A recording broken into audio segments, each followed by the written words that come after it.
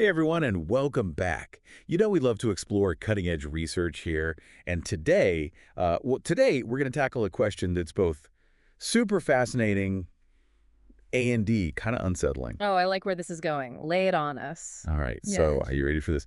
Can artificial intelligence actually understand the human mind? Whoa, okay, so right into the deep end then. I'm game. Perfect. We're diving deep into a brand new study that really puts AI to the test. Specifically, how well it can diagnose and treat mental health conditions. Okay, yeah, that's a big one for sure. Mental health is so complex, so much more than just physical symptoms. Absolutely. And to make things even more interesting, the study didn't just use any old AI, they used large language models. Yeah, LLMs. Got it. Right. The kind that power all those chatbots that seem to be able to talk about just about anything these days. Yeah, it's pretty mind-blowing what those things can do now. Sometimes it feels like you're talking to a real person. I know, right? Yeah. It's wild. So for this study, they focused on some of the most popular LLMs out there. I'm guessing that includes ChatGPT? You bet. They use both ChatGPT 3.5 and the even more advanced ChatGPT 4, plus Google's Gemini. Oh, wow, Gemini. Haven't heard as much about that one. It's super powerful too. And they also threw in Anthropic's Claude. Okay, so a real lineup of the AI heavy hitters. What exactly did the researchers do with them, though? Well, they created these fictional patient stories, kind of like mini case studies, and they fed them to the LLMs. Interesting. So they gave the AI the same kind of information a therapist or doctor would get. Exactly. They said, okay, AI, what's wrong with this person, and what should we do about it? Fascinating. And I'm guessing they didn't stop there, right? They wanted to see how the AI stacked up against actual humans. You know it. They compare the AI's responses to those of over 1,500 real-life healthcare professionals. Whoa, 1,500. That's a lot of people. And what kind of professionals were we talking? A mix of general practitioners, psychiatrists, and psychologists. So a real head-to-head between human expertise and artificial intelligence. Okay, I gotta know. How did the AI do? We'll buckle up because in some cases, the AI absolutely nailed it. No way. Really? For real. For conditions like depression, social phobia, and PTSD, the LLMs had a perfect 100% accuracy rate when it came to diagnosis. Wow, that's incredible. So they were as good as the human professionals. They were even slightly more accurate. The human pros came in at around 95%, which is still amazing. Yeah, of course. But I mean, still, the AI hitting 100%, that's impressive. It really shows the potential for AI to be a super valuable tool, especially in places where access to mental health specialists is tough. Totally, like rural areas or places with long wait lists. Yeah. But hold on, because here's where things get really interesting. When it came to schizophrenia, the AI's performance was, well, a lot less consistent. Okay, yeah. Schizophrenia is a whole other ballgame. So much more complex than, say, depression. And what's really surprising is that the most advanced AI they tested, ChatGPT-4, actually struggled the most. Wait, really? You'd think the most advanced model would do the best. What happened there? Yeah, that's a head-scratcher for sure. Maybe it's just too new. Like it hasn't had enough time to learn all the ins and outs of something as complex as schizophrenia. It's possible. It kind of reminds me of how human doctors need years of experience and training, to really master diagnosing those more complicated conditions. Right, exactly. Like you don't just come out of med school knowing everything. You got to see a lot of patients, study a ton of cases, and learn from your mistakes. Totally. So maybe AI needs a similar kind of seasoning. Like it needs to be exposed to tons of different examples to really get a grasp of all those subtle variations. That's a great way to put it. It highlights just how important diverse training data is for these AI models. I mean, if they're only exposed to a narrow slice of cases, they're not going to develop that deep understanding they need to tackle those more complex diagnoses. Makes sense. So AI can be incredibly accurate in some areas, but still has room to grow in others. And that brings us to another question, right? Like, if AI can figure out what's wrong with someone, can it also suggest how to help them?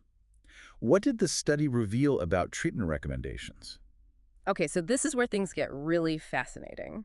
Because when it came to treatment, the AI consistently recommended a much broader array of options than human professionals. Whoa, hold on. So not just meds or therapy. The AI was thinking outside the box. Big time.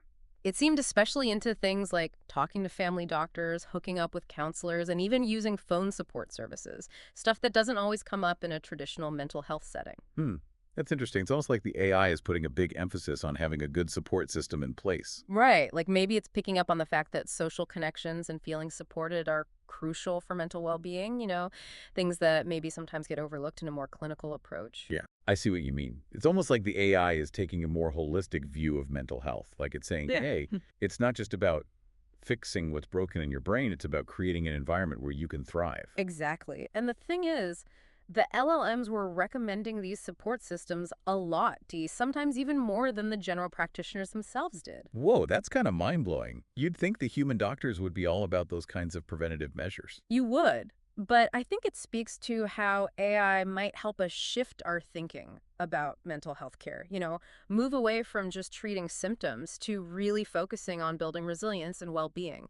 Maybe even catching things early before they become serious problems. Yeah, like maybe AI could help us create a system where everyone has access to support, whether or not they've got a formal diagnosis. That would be amazing. It would be huge. But of course, there are challenges too, right? Like, if AI is recommending all these different options, how do you make sure someone finds the help that's right for them? It could get overwhelming. Totally. Like, you don't want people getting lost in a sea of choices. There needs to be some kind of guidance, right? A way to sort through all those options and find the best fit. Absolutely. I think it highlights the fact that human judgment is still going to be super important even as AI becomes more sophisticated.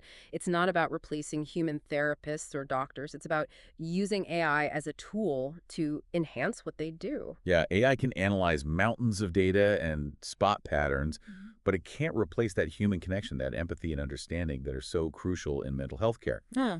So we've seen that AI can be a powerful tool for diagnosis and suggesting treatments. But what about the big question? Will people actually get better?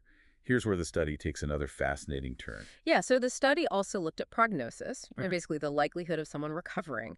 And this is where we saw some really stark differences between the AI and the human experts. Okay, I'm all ears. Give me the juicy details. Right. What kind of differences are we talking? Like, is the AI super optimistic or what? Well, actually, it was the opposite. The human professionals were consistently more optimistic about full recovery, especially if someone was getting some kind of treatment.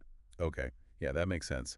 Doctors and therapists see people overcome some pretty incredible stuff all the time. They probably have more faith in the human capacity to heal, from Well, experience. but the AI had a much more cautious outlook. You could even say pessimistic in some It's cases. interesting. That's a big difference in perspective. Yeah. I wonder why the AI is so hesitant to predict full recovery. Like, is it just looking at cold, hard data and not factoring in things like personal resilience or, the power of hope? That's a good question. And it's possible the AI is just reflecting statistical averages, Yeah. based on the massive amounts of data it's been trained on. Maybe it's not quite able to grasp the nuances of individual cases or the impact of those more, I don't know, intangible factors. Right. So it's like it's seeing the forest, but not really noticing the individual trees. Like each person's journey is unique. Exactly. It's missing that human element. To really illustrate this difference, let's look at one specific example: depression with suicidal thoughts. Yeah, that's a heavy one. It is. So Yeah. for folks receiving treatment, the human professionals predicted a 94.4% full recovery rate. Wow, that's really encouraging. Almost everyone getting their life back on track. That's got to give people hope. Right. But get this, the AI predictions for the same scenario were way lower. ChatGPT-4 came in with a surprisingly low 13.64%, and even Claude, which was the most optimistic of the LLMs, only predicted 55%. Hold up, just 13%. That seems really, really pessimistic, like almost writing people off. It does, and that brings up some important ethical considerations, right? Like, imagine if someone struggling with those thoughts saw that statistic and just gave up hope. Oof. Yeah, that's a scary thought. It really underscores the importance of having a human in the loop. Someone to interpret the data, consider the individual context, and offer guidance and support. 100%. It's not about replacing human judgment. It's about using AI as a tool to inform and enhance decision-making. Like AI can be a great starting point. It can Wow. analyze huge data sets, spot patterns we might miss, and help us refine our understanding of mental health. Hmm. But it's still up to us, the humans, to use that information wisely and compassionately. Couldn't have said it better myself. Mm. So where does all of this leave us? Are we all going to be getting our diagnoses and treatment plans from algorithms someday? Is that the future of mental health care? I don't think so, at least not entirely. AI has a ton of potential, but I think that human connection, that empathy and understanding, That's always going to be essential. Yeah, I agree. We can't just reduce mental health to a set of data points. There's so much more to it than that. But that said, AI can definitely be a powerful tool for making mental health care better. Absolutely. Like it could help us diagnose conditions more accurately, expand access to care for folks who need it, and even personalize treatment plans based on a person's unique needs. Right. It's like we're on the verge of a whole new era in mental health, one where technology and human expertise work together to help people thrive. And that's a future I'm excited to see unfold. But folks, that's all we have time for today. We took a deep dive into the world of AI and mental health and discovered that while AI is showing real promise, it's definitely not a replacement for human connection and expertise. Thanks for joining us. And remember, no matter what challenges you're facing, there's always hope. Keep those minds curious and those hearts open. We'll catch you next time.